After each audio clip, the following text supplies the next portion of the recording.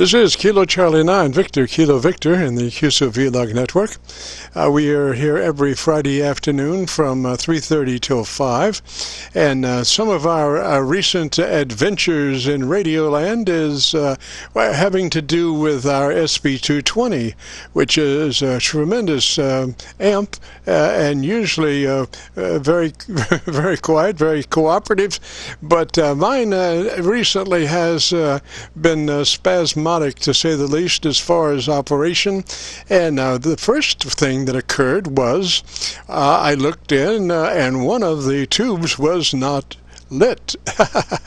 Oh, that was an interesting discovery, and I'm thinking, this is a problem. So I opened her up and pulled that one tube off and just ran with one tube there for a few weeks, and then finally got up with my Elmer, and he gave me a plan of procedure there, which involved a recent development that you may not know about, and that is that WD-40 is now making a contact cleaner.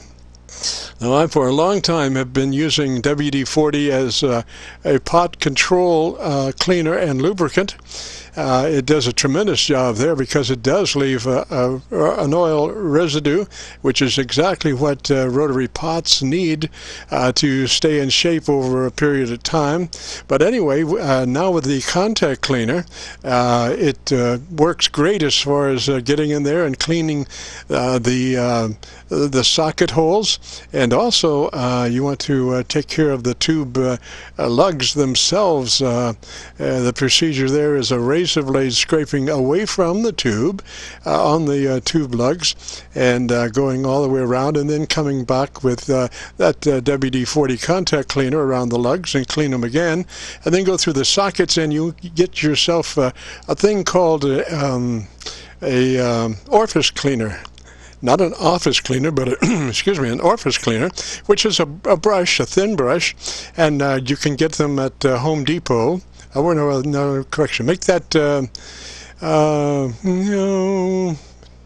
gosh, I can't think of the place now. But anyway, an orifice brush to clean those sockets with, and a little WD-40 on the orifice brush as you Harbor Freight is where you'll find the orifice brushes.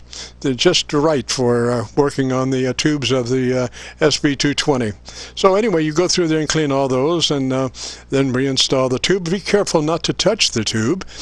I had built a shroud. Actually, it was a piece of cardboard that was round and just fit over the 3500Zs, and so then you could just pull pull on the shroud and not actually touch the tube itself. But that was the first inkling of problems there with the SB-220, and we got those. And well, we'll take a break here and see if we get some folks out there. If not, I'll come back with phase 2 of the SB-220 story. This is Kilo Charlie 9 and the Qso-Vlog network for Friday afternoon from now till 5. We are live, and if you've got a radio you want to check out the audio, give us a shout. JIM-KC9VKV.